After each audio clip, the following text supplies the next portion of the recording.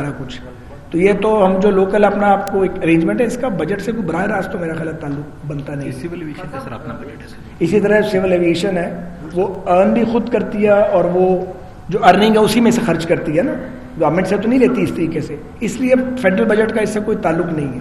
اچھا، میرا سوال یہ ہے کہ 9 مئی کے باقی کے بعد یار سیاست پہ بات نہیں کر رہے، ہر وقت جو ہے نا ایک رولانے میں رویا جا سکتا. ایک منٹ ایک سیکنڈ، نہیں اب آپ نہیں بھیا، پہلے وہ باری پوری کریں، میں آپ کو عرض کر دوں تاکہ ایک ہی بار بات ہو جائے. سارا دن سیاست اور سارا دن گالم گلوچ نہیں ہو سکتی، مجھ سے تو بالکل نہیں ہو سکتی.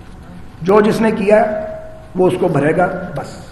اور میں نے آگے پتہ جو کی ہے سیکٹری، اس وقت آپ سیکرٹری تھے کہ آپ نہیں تھے؟ آپ ڈی جی تھے اس وقت؟ اچھا، تو بہرحال پتہ کیا سارا ڈپارٹمنٹ سے.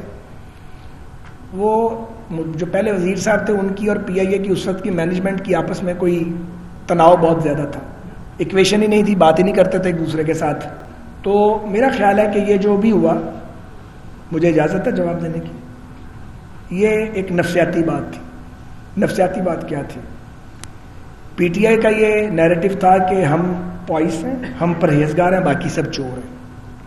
وہ جو باقی سب چور ہیں، پہلے تو کہا گیا کہ سیاسی مخالفین چور ہیں، پھر بات بنتی نہیں تھی.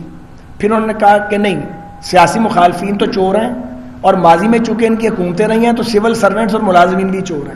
تو وہ ایک تصور لے کے آئے تھے. جب ان صاحب نے جنہوں نے جن کے ذمہ یہ کام تھا اور جنہیں اس کام کے الف بے نہیں آتی تھی، جب انہوں نے بے ڈھنگی گفتگو کی جس سے بیڑا غرق ہو گیا ہماری ایویشن انڈسٹری کا، اور ریپیٹڈلی کی، تو وہ میسج یہ دینا چاہ رہے تھے کہ ماضی میں جو ہے وہ جعلی ڈگریاں تھیں، جال سازی تھی، سارے جال ساز تھے، ہم نیکوکار آ گئے ہیں اور ہم نیکوکار اس نظام کو بدلیں گے. وہ جتنا کہ انہوں نے بدلنا تھا وہ تو سب کو پتہ ہے.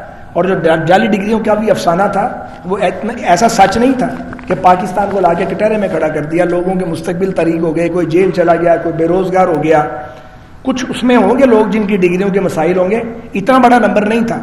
اور اب وہ پھر کورٹ کا آرڈر آ گیا اس کے ساتھ. ظاہر ہے جب گورنمنٹ کہے گی کہ یہ خرابی ہے تو کورٹ جو ہے اس نے بھی فیصلے دیے. کورٹس میں بھی آپ کو پتہ ہے بعض اوقات ایسے فیصلے ہوتے ہیں کہ جس کی ڈیپتھ میں انالیسس نہیں کیا جاتا. اب وہ ایک ملغوبہ سا بن گیا ہوا ہے. بعض لوگ تو ٹھیک ان کے بارے میں ہوا ہے، بہت سارے بے گناہ بھی پھنسے اس میں جا کے. اس طرح کی مصیبت ہے.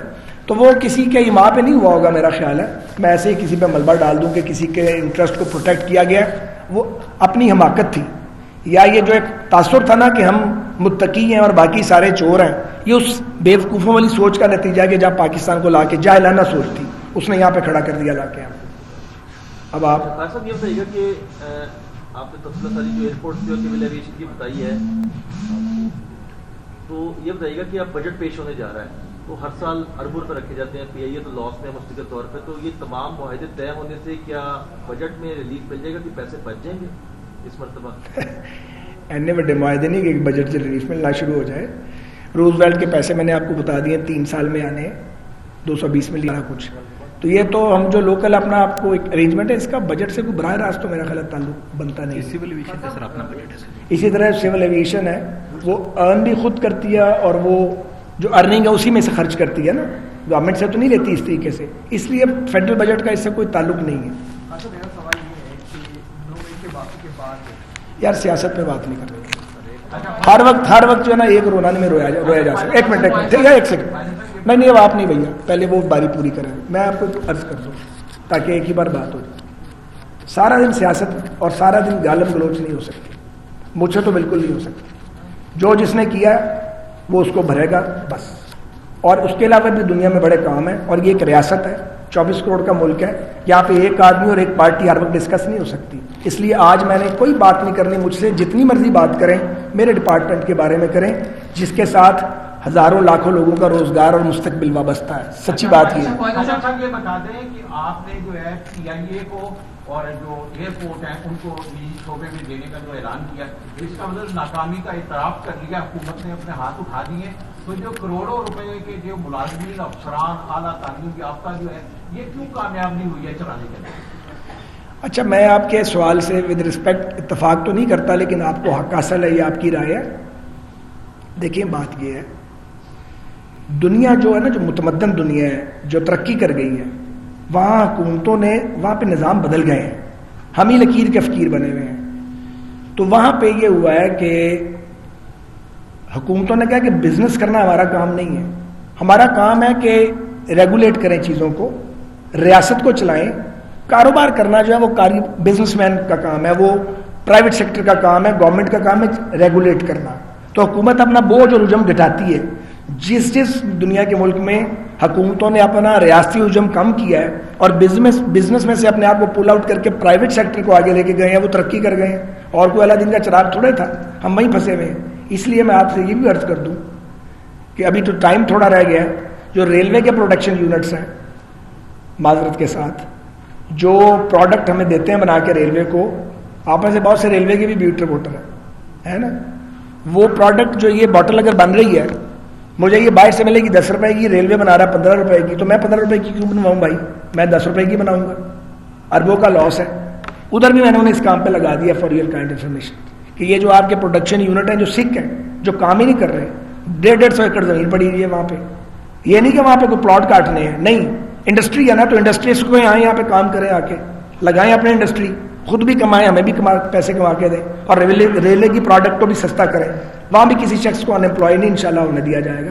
وہاں بھی اس ماڈل پہ کام شروع ہو گیا. یہ ناکامی کی بات نہیں ہے, یہ سوچ بدلنے کی بات ہے. آپ کو پتا ہے میں تو پرانی سوچ کا آدمی ہوں, اور کافی پرانی سوچ کا آدمی ہوں. تو اگر مجھ جیسا آدمی بھی اس بات پہ آ گیا ہے کہ بھائی پرائیویٹ سیکٹر کو لانا پڑے گا, اور پرائیویٹ سیکٹر کو آگے لا کے اس کی انویسٹمنٹ کرا کے چیزیں جو ہیں وہ ٹرانسپیرنٹ مینر میں ان کے حوالے کرنی پڑیں گی, تو مطلب ہے کہ راستہ یہی ہے. دنیا نے اسی طرح ترقی کی ہے. میں نے آپ کو ایئر انڈیا کا بتایا, ٹاٹا گروپ نے اس کو اٹھا لیا ہے. میں 400 کے 450 جہاز کا آرڈر ہے جو وہ دے رہے ہیں, 450 جہاز کا آرڈر دے رہے ہیں. انڈین ریلوے کہاں چلی گئی اور ہم کہاں پہ کھڑے ہیں. اسی طرح آپ ان کے ایئرپورٹس کو دیکھیں, ایک ہی وقت پہ آزاد ہوئے تھے نا. تو اگر کوئی ہم نے حماقت کی ہے یا غلطی کی ہے یا لیٹ ہو گئے ہیں تو کیا بیٹھے رہنا, آگے نہیں بڑھنا ہم نے, یہ بات ہے. اچھا خواجہ صاحب یہ بتائیے گا, پی آئی اے کی ریسٹرکچرنگ کی بات کی ہے, پاکستان سے بہت بڑی تعداد میں عازمین حج اور عازمین عمرہ سعودی عربیہ ادائیگی کے لیے جاتے ہیں, اور آپ خود ایک ورکر ہیں اور ایک عام بندے کی جو ذمہ داری ہے یا اس کی ضروریات اس کو سمجھتے ہیں. اس سارے سسٹم کے اندر کیا اس عام بندے کے لیے بھی کوئی ریلیف ہوگا, یا چونکہ پیٹرولیم مصنوعات کی قیمتیں بھی کم ہوئی ہیں, اس کو بھی ریلیف دینے کے حوالے سے کوئی پلان ہے, یا اس کو بھی یہ بوجھ برداشت ہے؟ یہ جتنا کام کر رہے ہیں, جتنا امپروومنٹ ہوگی, ڈیولپمنٹ ہوگی, روزگار کے مواقع بڑھیں گے, مسافروں کے لیے جو ٹریولنگ ہے وہ آسان ہوگی, اور ایئر ٹریول سستا ہوگا, تو اس میں سارا فائدہ تو ایک عام آدمی کا جو اس کو استعمال کرے گا. بہت شکریہ.